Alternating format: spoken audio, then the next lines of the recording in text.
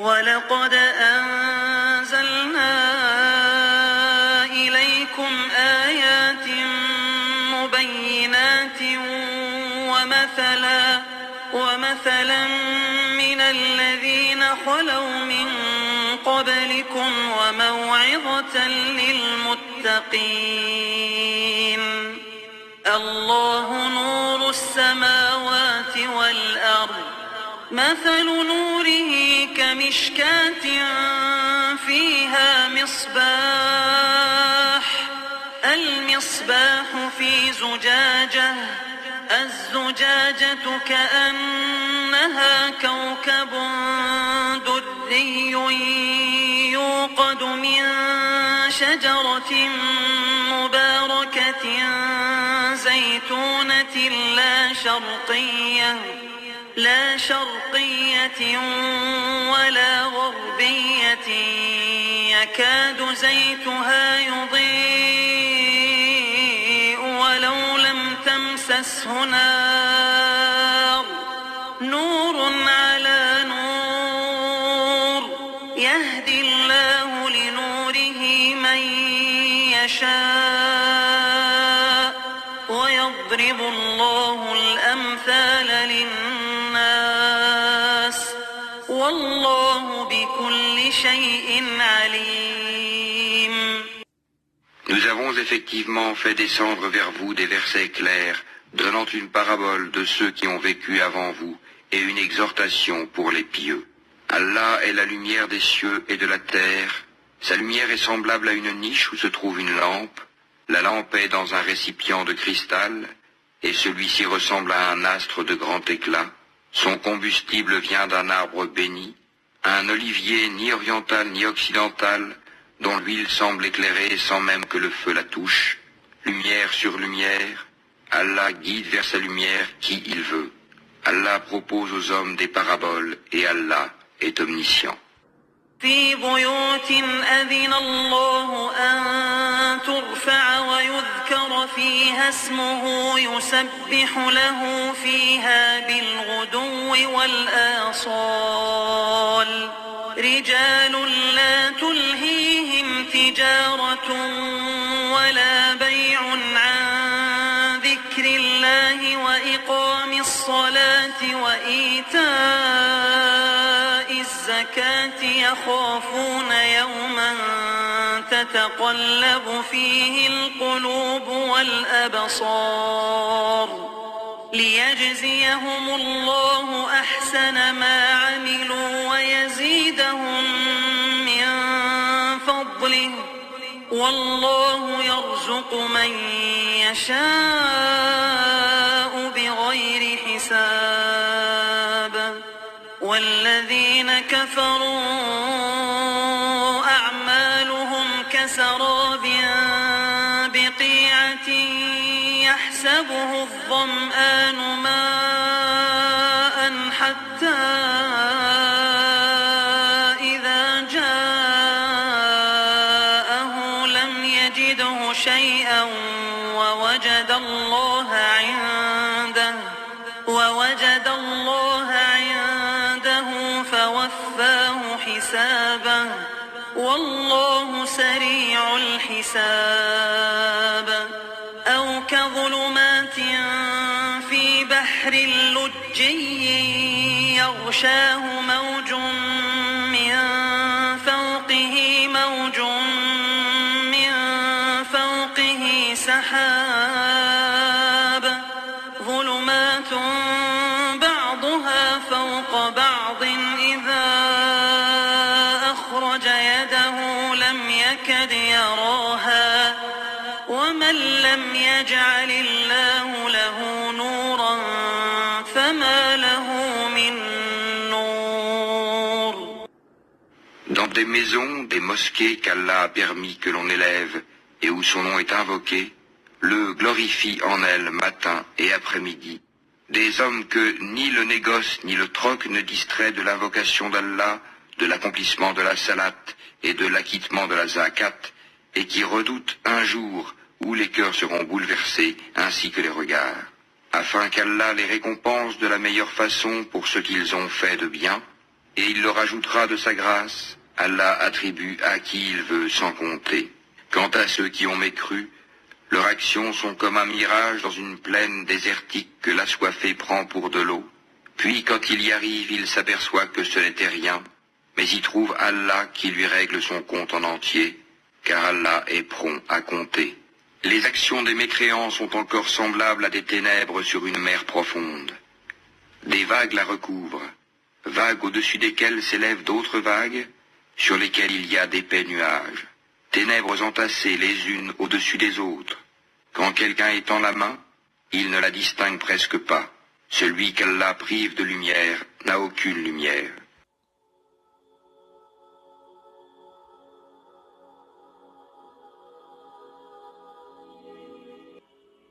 Bismillahirrahmanirrahim.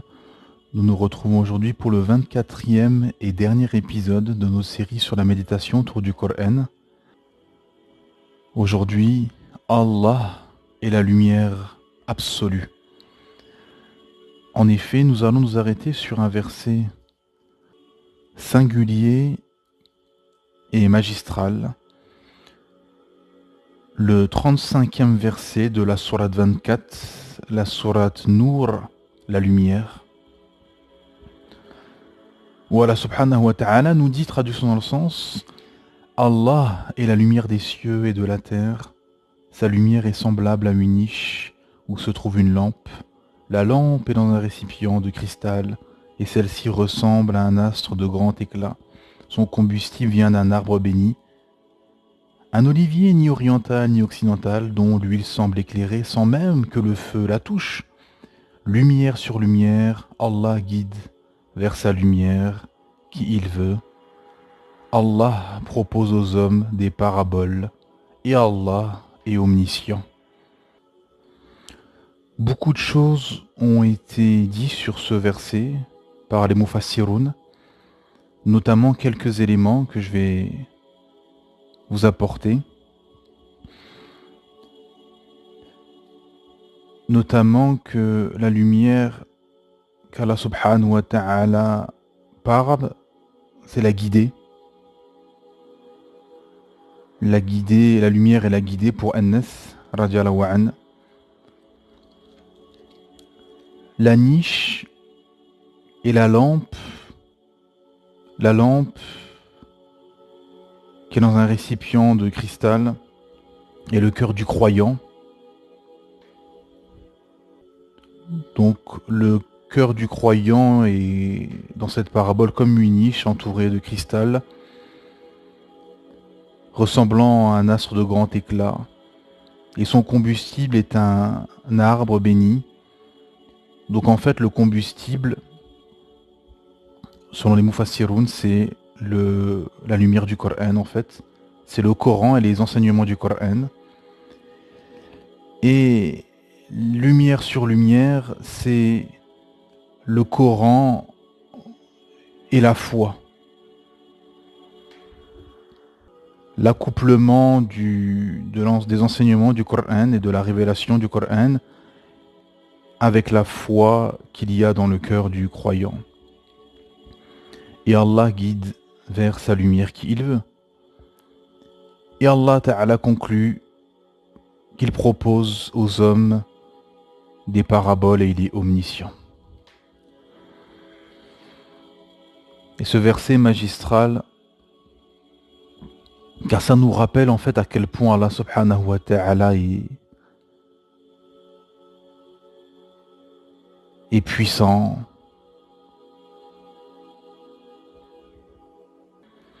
et le maître de cet univers est la lumière des cieux et de la terre. Et si tu n'as pas la lumière divine, tu n'as plus rien. Tu es une carcasse qui erre, qui est morte. C'est pour ça l'importance d'abreuver et cultiver son cœur avec les enseignements du Coran, avec la science islamique, avec la révélation.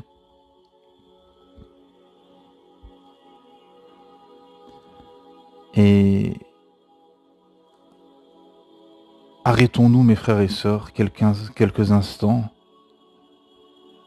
Oublions-nous, face à la grandeur de notre Seigneur, Allah subhanahu wa ta'ala, qui est la lumière des cieux et de la terre. Méditez mes frères et sœurs, imaginez-vous.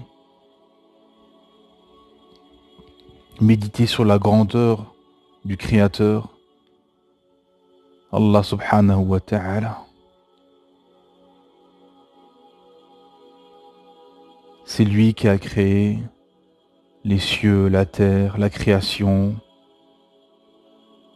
Nous, en tant que Bani Adam, fils d'Adam, et l'humain, comme les ulama nous disent, l'humain de base est ignorant en fait. Et c'est pour ça qu'Allah Ta'ala dit ceux qui craignent véritablement Allah sont al-ulama, sont les gens de science, qui le connaissent. Parce que pour connaître Allah Subhanahu wa Ta'ala, il faut obligatoirement passer par sa révélation. On ne peut connaître Allah Subhanahu wa Ta'ala comme certains agnostiques ou philosophes ou que sais-je, qui veulent connaître le Créateur en passant par des croyances, des dogmes ou des idéologies fausses, erronées, égarées. Non, on ne peut connaître Allah subhanahu wa ta'ala, le Créateur des cieux et de la terre, uniquement par sa révélation. Sa parole, le Coran, la sunna de son messager, le suivi de son messager, qui a eu l'enseignement directement et qui a eu la révélation directement par l'ange Gabriel, et par les noms et les attributs d'Allah subhanahu wa ta'ala, qui s'est présenté à nous. Et tout au long de ce Coran, Allah subhanahu wa ta'ala se présente à ses créatures et explique qui il est. C'est pour ça l'importance de la science, de la recherche scientifique, du rapprochement de son Créateur Allah Ta'ala, de la soumission, de l'adoration, de l'amour à l'endroit de notre Créateur Allah Subhanahu wa Ta'ala. Car sans amour, le cheminement et le maintien d'une foi haute sera difficile, parce que, comme dans ce bas monde, les gens aiment d'autres gens ou des choses ou des biens matériels, etc. Ils sont attachés à cette chose. Le croyant, il doit avoir un amour ardent pour son Créateur Allah Azza wa Jal et être attaché, et que finalement, arriver à un tel amour, une telle adoration, que finalement, ce qui l'importe, c'est uniquement la satisfaction de son Créateur et l'amour d'Allah subhanahu wa ta'ala, au-dessus de l'amour de son époux, de son épouse, de ses enfants, de ses parents ou autres. Bien évidemment des biens matériels. Et en effet, c'est un cadeau énorme qu'Allah subhanahu wa ta'ala, que beaucoup négligent malheureusement, tant l'ignorance et la bêtise a gagné les esprits et les cœurs. Beaucoup ne se rendent pas compte de l'immense trésor et l'immense cadeau qu'Allah subhanahu wa ta'ala nous a fait en nous guidant à la foi, à sa lumière. En effet, l'écrasante majorité dans ce bas monde sont loin de leur Créateur et du message divin, sont insignifiants, sont ingrats, voire fous, de ne pas se consacrer finalement à l'adoration et à la soumission du digne de louange, du maître de l'univers, Allah Azza wa Jal. On ne s'en rend pas compte, mes frères et sœurs,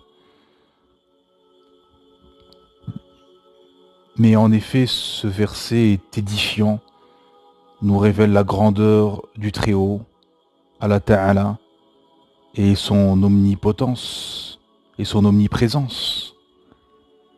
En effet, sans lumière divine, tu pourras aller nulle part. Et c'est ce que, après les messagers, ce que les Sahaba radiyallahu anhum avaient très très bien compris et assimilé. Il savait très bien que sans cette guidée, sans cette lumière divine, il ne pourrait aller bien loin. Mais que par contre, avec cette lumière divine, cette révélation divine, il pouvait aller là où il voulait. Car quand on a la foi, on peut réaliser des choses grandioses. Et c'est ce qu'a réalisé cette poignée de bédouins d'Arabie du 7e siècle. Elle a retourné le monde dans le bon sens du terme. Pourquoi? Parce qu'ils avaient assimilé complètement le message. Ils s'étaient complètement soumis. Et en fait, l'intelligence, la foi, l'élévation spirituelle, intellectuelle et la clairvoyance, c'est la soumission totale et l'acceptation du message sans rechigner. Sami'na wa ata'na. C'est pour ça que les plus grands savants de l'islam étaient des gens très très fins, très intelligents, très pertinents. Ils avaient des intelligences rares. Et que souvent les gens qui sont ignorants et s'abandonnent dans leur passion finalement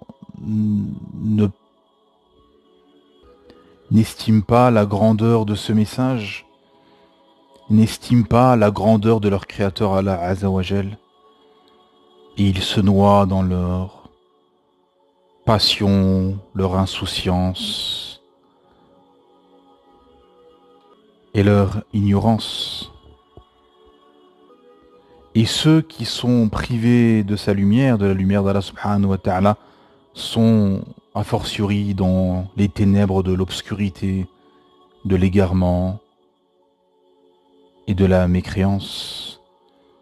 En effet, autour de ce verset magistral, nous avons le verset juste avant où Allah Ta'ala nous dit, traduction dans le sens, nous avons effectivement fait descendre vers vous des versets clairs donnant une parabole de ceux qui ont vécu avant vous et une exhortation pour les pieux. En effet, Allah Ta'ala nous donne des paraboles.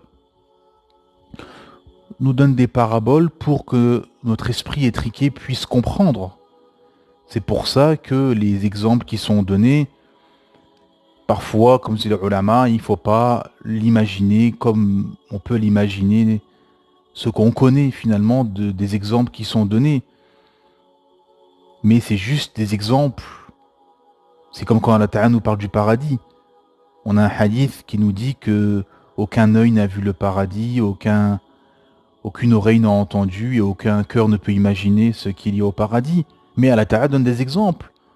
Pourquoi? Pour donner justement et mettre en perspective la récompense divine et donner des exemples qui sont accessibles pour notre esprit étriqué. Et juste après le verset 35, donc le verset de la lumière, Allah subhanahu wa ta'ala justement nous donne les caractéristiques des croyants sincères. Et c'est là où c'est profond et c'est intéressant et ça nous explique qui sont justement les serviteurs pieux dans des maisons, donc les mosquées, qu'Allah a permis que l'on élève et où son nom est invoqué, le glorifiant en elle matin et soir. Des hommes que ni le négoce, ni le troc ne distrait de l'invocation d'Allah, de l'accomplissement de la prière, de l'acquittement, de l'aumône, et qui redoutent un jour où les cœurs seront bouleversés, aussi que les regards. Donc voilà, Allah Ta'ala nous parle de croyants d'hommes qui, ni le négoce ni le troc ne distraient de l'invocation d'Allah, de l'accomplissement de la prière et de l'acquittement de l'aumône. Et combien aujourd'hui ne font pas leur prière à l'heure pour justement le troc et le négoce, pour le travail ou pour le commerce. Combien? Donc en fait, ils contredisent ce verset tous les jours, tous ces gens, tous ces musulmans qui ne font pas leur prière à l'heure pour l'argent, pour le travail, pour le commerce, ils contredisent le verset 37 de la sourate 24 sans s'en rendre compte et sans le savoir. Et juste après, Allah Ta'ala nous dit, afin qu'Allah les récompense de la meilleure façon pour ce qu'ils ont fait de bien, et il leur ajoutera de sa grâce. Allah attribue à qui il veut, sans compter. Donc voilà, tous ces sacrifices, mes frères et sœurs, vous seront rétribués le jour des comptes comme récompense. Mais après, Allah Ta'ala nous parle de ceux qui ont mécru, justement. Quant à ceux qui ont mécru, au verset 39, leurs actions sont comme un mirage dans une plaine désertique que l'assoiffé prend pour de l'eau, puis quand il y arrive, il s'aperçoit que ce n'était rien, mais il trouve Allah qui lui règle son compte en entier, car Allah est prompt à compter. En effet, combien courent vers des choses qui croient être des oasis ou des biens éphémères ou de l'artificiel et finalement, ils perdent tout. Combien de gens sont partis sans la lumière divine, avec les ténèbres de ces poussières insignifiantes de ce bas monde pour lesquels ils se sont battus, ils ont couru et fait couler le sang. Et ensuite, Allah Ta'ala parle des actions des mécréants, au verset 40. Les actions des mécréants sont encore semblables à des ténèbres. Sur une mer profonde, des vagues la recouvrent vagues au-dessus desquelles s'élèvent d'autres vagues, sur lesquelles il y a d'épais nuages, ténèbres entassés, les uns aux autres, les uns au-dessus des autres. Quand quelqu'un étend la main, il ne la distingue presque pas. Celui qu'Allah prive de lumière n'a aucune lumière. Et dans ce verset, il y a deux miracles qu'on a pu découvrir que récemment. Le premier, c'est des vagues en dessous d'autres vagues. Il y a même pas une centaine d'années, on ne savait pas qu'en dessous des vagues qu'on voit sur la mer, il y a d'autres vagues. Donc c'est un miracle qu'on ne pouvait savoir. Et on raconte qu'un pêcheur ou un navigateur du nord de l'Europe voyait les vagues et il ne bougeait pas, il restait statique. Et il trouvait ça bizarre. Et après des analyses et des recherches, ils ont découvert que, en effet, pourquoi il ne bougeait pas, pourquoi ce marin ne bougeait pas et restait statique, malgré les vagues, c'est que tout simplement qu'il y avait des vagues en dessous qui faisaient contre-courant. Subhanallah al-Azim. Et Allah Ta'ala nous parle de ceci il y a plus de 1400 ans. Et l'autre miracle de ce verset, c'est que Allah Ta'ala prend comme exemple les ténèbres, d'épais nuages, des ténèbres entassées, les uns sur les autres. Et quand quelqu'un étend la main, il ne la distingue presque pas. C'est-à-dire que c'est quelqu'un c'est une personne qui est sous l'eau, en dessous de plusieurs vagues, et il ne distingue presque plus sa main. Et c'est seulement récemment qu'on a su que plus on descendait dans la mer, et plus effectivement c'était les ténèbres, et on ne pouvait quasiment plus rien voir jusqu'à l'obscurité la plus totale dans les profondeurs des abysses. Comment le prophète Mohammed sallallahu alayhi wa sallam pouvait savoir ceci il y a plus de 1400 ans. Donc ceci est encore un autre miracle évident de la véracité de cette parole qui est divine et ne peut être humaine. Et tout au long de cette sourate d'ailleurs, la sourate Nour, il y a beaucoup de miracles extraordinaires, notamment un autre que je vais vous citer, où Allah Ta'ala parle de cumulus quand la grêle tombe, comparable à des montagnes, et on a su seulement récemment que les cumulus pouvaient atteindre 8 à 12 km de hauteur. Subhanallah al-Azim. Et donc ces versets édifiants nous montrent que bien évidemment la profondeur du verset 35 de la sourate 24, qu'Allah subhanahu wa ta'ala la lumière des cieux et de la terre, mais peu le savent. Peu en ont conscience, mes frères et sœurs. En effet, nous avons un hadith qui nous dit que, car nous sommes tous dans l'obscurité à part ceux qu'Allah Ta'ala a guidés à sa lumière. Et ce hadith nous dit que Dieu a créé ses créatures dans une obscurité totale, puis il diffusa sa lumière. Ceux qui ont eu une partie de cette lumière ont été guidés, et ceux qui n'ont pas reçu une partie de cette lumière ont été égarés. Subhanallah azim. Louons Allah subhanahu wa ta'ala pour nous avoir guidés à sa lumière dans cette époque de ténèbres où peu recherchent la lumière divine, mais beaucoup recherchent les ténèbres de la mécréance. Wal'iyadu billah. En effet, ceci est une des ruses des systèmes contemporains, des systèmes corrompus, des hommes qui appellent au kufr et à l'égarement. Ils font croire aux gens que la lumière, c'est leur système égaré, mécréant, de paradis artificiel, mais en fait en profondeur c'est des ténèbres.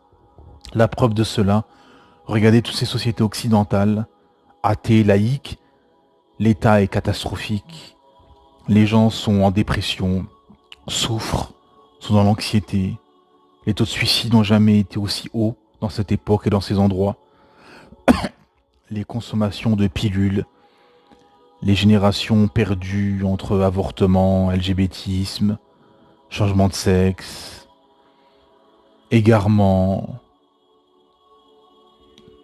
éco-religion, écolo, mécréance, plongée dans les divertissements, les passions, l'insouciance.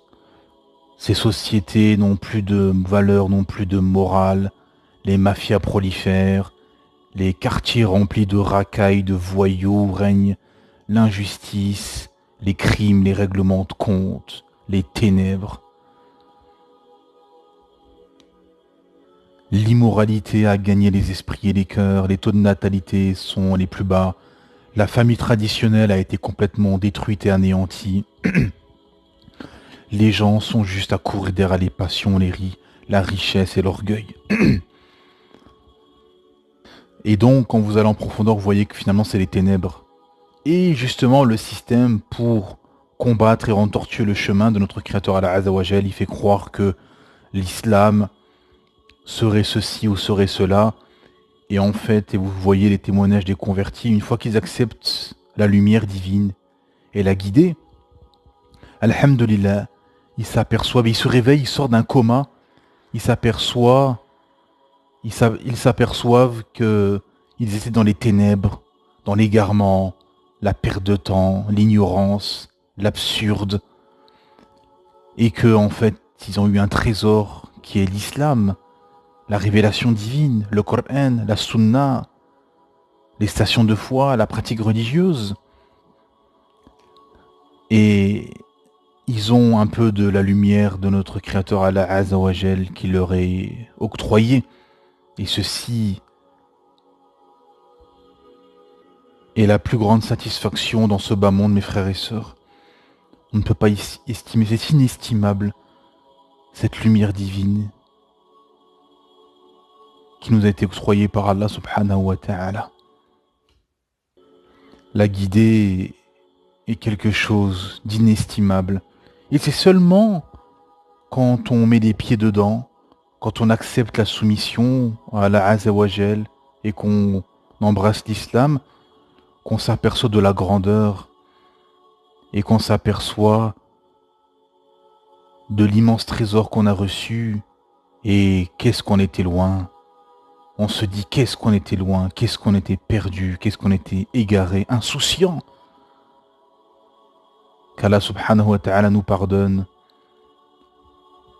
et fasse en sorte qu'on soit meilleur qu'on l'a été par le passé et qu'on finisse comme il le faut, soumis à lui complètement, et qu'on meure avec notre cœur rempli d'adoration, de soumission, de science islamique, de Coran. Qu'Allah Azza wa Jal remplisse notre cœur de Coran, qu'Allah subhanahu wa ta'ala remplisse notre esprit, notre cœur et notre corps de lumière divine, qu'il nous guide sur un chemin lumineux, qui nous facilite, qui nous permette de nous maintenir sur son sentier lumineux et d'éviter tout ce qui serait un obstacle pour un cheminement optimal. Et pour finir mes frères et sœurs, et pour que ce soit profitable, sachez que ce bas monde est maudit, comme nous a dit Rasulullah sallallahu alayhi wa sallam, à part, ce bas monde est maudit, à part quoi? À part l'évocation d'Allah subhanahu wa ta'ala, tout ce qui s'y rattache, les savants, les étudiants en sciences, la recherche de la science islamique, le rappel, l'adoration, les pratiques religieuses.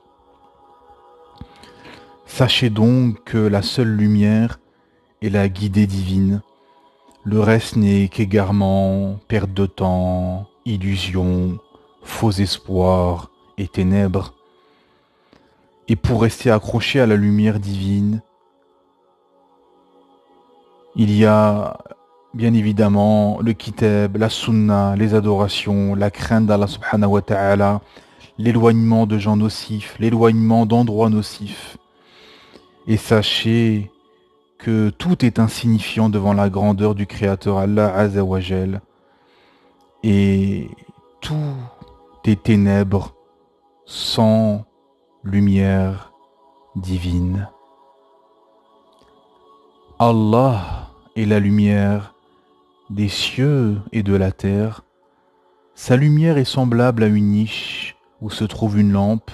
La lampe est dans un récipient de cristal et celui-ci ressemble à un astre de grand éclat. Son combustible vient d'un arbre béni, ni un olivier ni oriental ni occidental, dont l'huile semble éclairer sans même que le feu la touche. Lumière sur lumière, Allah guide vers sa lumière qui il veut.